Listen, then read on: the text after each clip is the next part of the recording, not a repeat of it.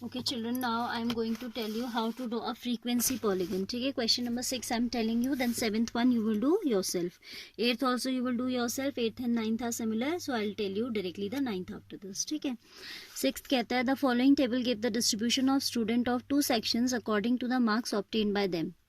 This is the marks detail of section A and this is of section B. We have to represent these marks of both sections on the same graph by two frequency polygons. दो हमको polygons बनाने हैं.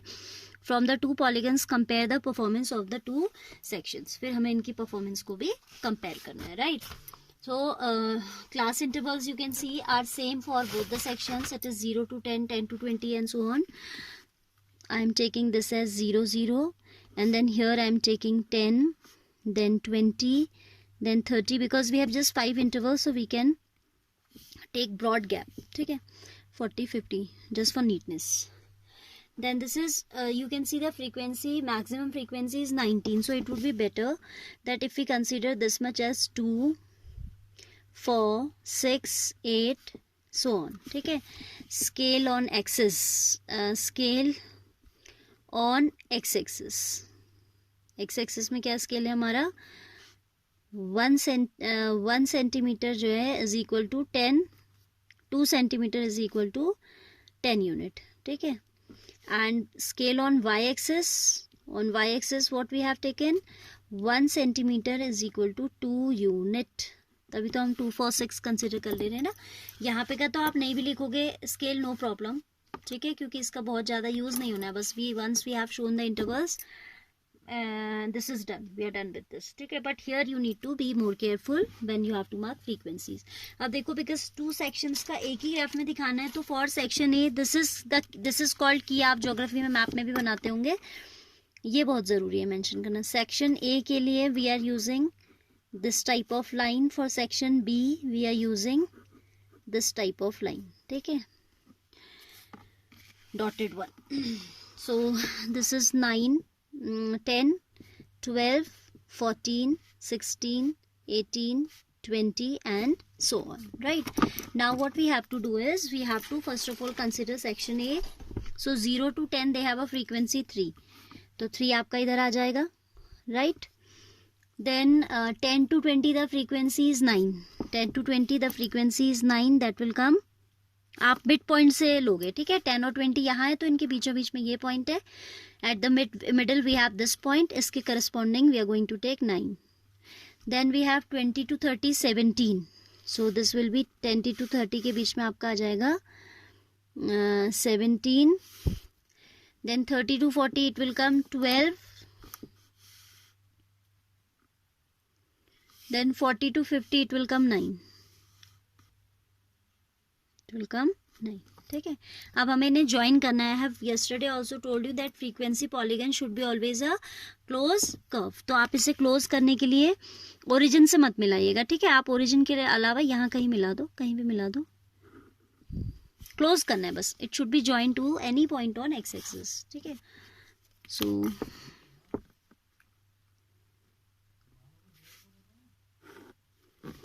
and it is necessary to mention that this line is showing A section and dotted one will be showing B section.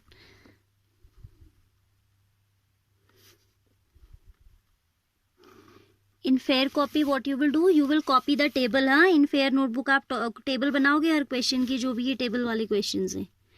Then on graph sheet you will draw the graph and then you will paste the graph sheet.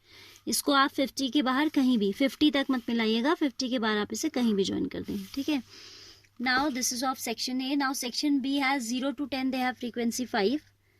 ठीक है, ये आ जाएगा. 10 to 20 they have frequency 19. 10 to 20 का middle point ये है, so we have the corresponding frequency 9, right?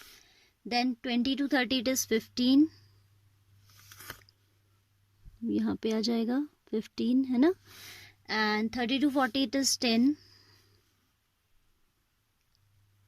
This one. And 40 to 50 it is 1.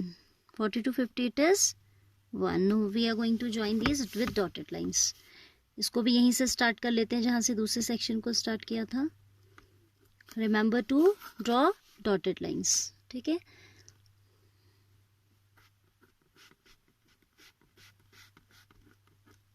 ये हो गया. Colored pencil, different pencil colors also you can use if you want, but it should be visible. अब ये भी नहीं आप बिल्कुल बहुत ही लाइट पेंसिल्स लगा दे रहे हैं और वो मुझे दिखाई नहीं दे रहा है. ठीक है, बेटर तो होता है कि आप अपनी नॉर्मल पेंसिल से करें, आप इसको दिखा दें और डॉटेड से दिखा दें. If you want to use coloured pencils you can use, but it should be clearly visible. 17 यहाँ आ जाएगा. नो 17 नहीं था, इसका था 15. Then 15 के बाद है 10. 30 to 40 it is 10. So this one. Then it is 1.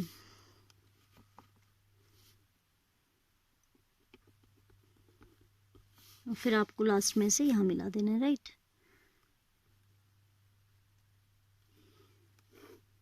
This is the frequency polygon for section A and this is for section B. तो पहला तो उसने कहा था फ्रीक्वेंसी पॉलीगन बनाइए. We have drawn represent. Okay, then from the two polygons compare the performance of two sections. आप दोनों को अगर कंपेयर करते हैं तो मुझे लगता है कि सेक्शन ए जो है,